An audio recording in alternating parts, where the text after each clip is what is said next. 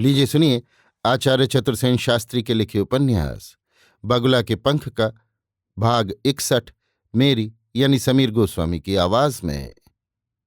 लेकिन भूचाल आते आते रह गया। ज्वालामुखी का भीषण विस्फोट होते होते रुक गया। जुगनू अकस्मात ही बीमार पड़ गया।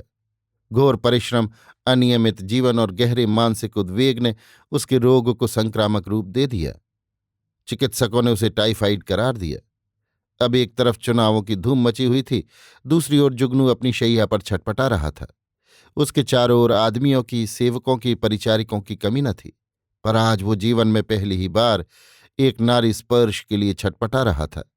ये स्पर्श की भूख उसकी काम वासना की भूख से पृथक थी। वो अर्ध जागृत स्वप्न देखा करता कि शारदा से उसका ब्याह हो गया है और वो उसका सिर गोद में लिए बैठी सहला रही है। आंखें बंद करके वो देर तक इस कल्पना को साकार करता रहता था। आज नारी को आत्मसात करने के लिए उसका संपूर्ण पौरुष हाहाकार कर रहा था। अब उसे नवाब अच्छा नहीं लग रहा था। विद्यासागर की बातें भी उसे नहीं सुहाती थीं। चुनाव की तिकड़म और सफलताओं के प्रति वो उदासीन था। उसे इस समय चाह थी एक नारी के कोमलतम अस्तित्व की, जिसे वो पूर्णतया अपना सके। पद्मा, शारदा, गोमती, श्रीमती बुलाकी दास और भी जिनसे उसका परिचय हुआ था, दिन रात में हजारों बार आ जाकर उसकी मानस मूर्ति के आगे नाचती रहती थीं और वो उनमें भाव विमोहित सा अर्धमूर्छित अवस्था में पड़ा छटपटाता रहता था। बहुधा वो सोते सोते चौंक कर चीख उठता। बहुधा उसे रात रात भर नींद नहीं आती थी। वो छटपटाता था, वो बड़बड़ाता था। डॉक्टर खन्ना उसे एक दो बार देखने आए। चिकित्सा कई डॉक्टरों की चल रही थी। वो चिड़चिड़ा हो गया था और बहुत जल्द उत्तेजित हो जाता था। कभी कभी तो उसे काबू में करना भी दूभर हो जाता था। राधे मोहन ने इधर अरसे से जुगनू से मुलाकात नहीं की थी।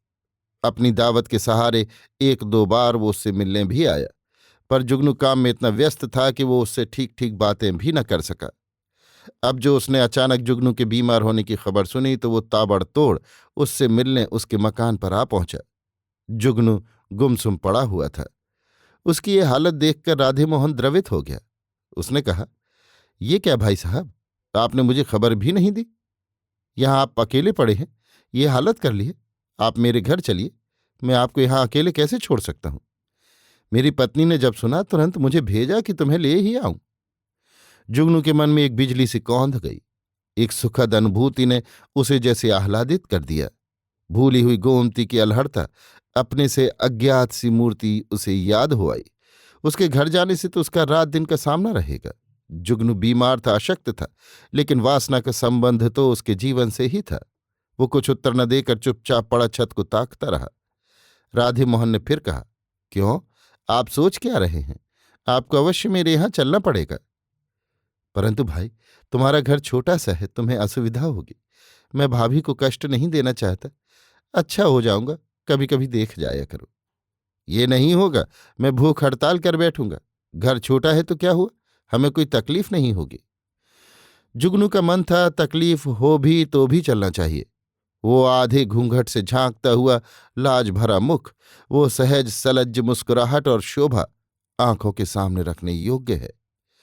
बहुत हुज्जत हुई और जुगनू राजी हो गया। राधे मोहन प्रसन्न होकर चला आया। सुबह मैं आपको ले चलूंगा, वो ये कहता गया। निस्संदेह उसका ये आग्रह मूर्खतापूर्ण था। प्रथम तो उसका घर बहुत ही छोटा था, दूसरे जुगनू से उसका इतना घनिष्ठ संबंध ही नया था, तीसरी उसकी आय सीमित थी। परंतु उसकी सबसे बड़ी मूर्खता थी झूठ मूठ ही पत्नी का नाम ले बैठना। घर पहुंचकर उसने पत्नी से चर्चा की। सुना तुमने, भाई साहब बहुत बीमार हैं। कौन भाई साहब? अजी वही मुंशी, उस दिन तुमने जिनकी दावत की थी। तुम्हारा बना हुआ मूंग की दाल का हलवा अब तक उनकी जीभ पर है। गोमती ने कहा, क्या हुआ उनको? डॉक्टर कहते हैं मियादी बुखार है, बहुत कमजोर हो गए हैं बेचारे। सुबह उन्हें यहां लाना है। यहां क्यों लाना है? तो क्या उन्हें वहीं पड़ा रहने दूं? वहां कौन देखने वाला है उनका? तो हमने उनकी देखभाल का ठेका लिया है। उनके सगे संबंधी होंगे, वे उनकी देखभाल करेंगे। यही तो मुश्किल है, बेचारे का सगा संबंधी कोई नहीं, सब खाने वाले हैं। तो हम इससे क्या, बहुत लोग शहर में बीमार पड़ते हैं, हमारे यहाँ कोई अस्पताल है। घर के आदमी के लिए अस्पताल की क्या बात है? वो घर के कौन है, भाई या भतीजे? कैसी बातें करती हो भाई तुम। कभी कभी तो पूरी निष्ठुर बन जाती हो। इतनी दया माया भी तुम में नहीं है। नहीं है, बिल्कुल पत्थर हूं। लेकिन तुम उसे मेरे घर में नहीं ला सकते। औरत की अक्ल भैंस की तरह होती है। दो लठ लगे कि ठीक हुई, तो लठ भी मार लो। कहता हूं कि मेरे सामने जिद न किया कर, पर मैं उस मुर्दे को घर में ना आने दूंगी। अच्छा तमाशा है, दुनिया भर के मुर्दे मेरे ही घर में चिता जलाएंगे। बड़ी जबान चलाती है कैंची सी, कहीं नाक काट कर न फेंक दूं। हाँ क्यों नहीं, ऐसे ही शूरवीर हो, औरत की नाक जरूर काटो। सेवा करती हूं, घर गृहस्थी उठाती हूं, खाना बनाती हूं, झाड़ू बर्तन करती हूं, इतनी गुलामी करती हूं। ये मेरा कसूर तो है ही। नाक काटने से क्या होगा, गला काट कर झगड़ा खत्म करो। मैं उसे जबान दे आया हूं, लाऊंगा जरूर। सुख दुख में आदमी ही आदमी के काम आता है। फिर बड़ा आदमी है, एक एहसान के 10 बदले चुकाएगा, ये भी तो सोचो। सोच लिया, उसे तुम यहां नहीं ला सकते। लाऊं तो तू क्या करेगी? मायके चली जाऊंगी। सो 10 बार चली जा। तो पहले मुझे मायके भेज दो, तब लाना दुनिया भर के उठाई गिरों को। जबान संभाल कर बोल। बहुत विवाद हुआ, कड़वा मीठा खट्टा चरपरा नर्म गर्म। अंत में रोते रोते गोमती ने कहा, तुम्हारे हाथ जोड़ती हूं, उसे मेरे घर मत लाओ। परंतु औरत का विरोध निष्फल रहा। दूसरे ही दिन जुगनू का बिस्तर घर के बड़े कमरे में लग गया। पति पत्नी को रसोई घर में सोने को छोड़ दूसरा चारा न रहा।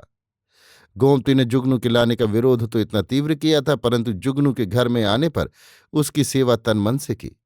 वो उसके माथे और पैर के तलुओं पर घी की मालिश करती, बालों में तेल डालती, मलमूत्र के बर्तन साफ करती, तुरंत चाय बनाकर देती, यत्न से दवा पिलाती। राधे मोहन 10 बजे स्कूल चला जाता। तब से अपराह्न तक दोनों ही आदमी अकेले घर में रहते। 2-4 दिन जुगनू गुमसुम पड़ा रहा। औषध पथ्य पानी जब उसे गोमती देती चुपचाप ले लेता। बहुधा वो चुपचाप पड़ा छत को ताकता रहता। कभी कदाच सुबह शाम मिलने वाले आते, पर डॉक्टरों ने मिलना मिलाना बंद कर दिया था। सिर्फ विद्यासागर प्रतिदिन सुबह आता, बहुत आवश्यक बात कह जाता। नवाब कभी कभी शाम को आता। डॉक्टर खन्ना और लाला बुलाकी दास भी कभी कदाच आते, परंतु इनकी दोपहरी बहुधा एकांत ही में व्यतीत होती। 3-4 दिन बीतने पर भी जुगनू ने गोमती से कोई बात नहीं कही। रोग अब काबू में आता जा रहा था और जुगनू अपनी आवश्यकता की एक आध बात कह देता था।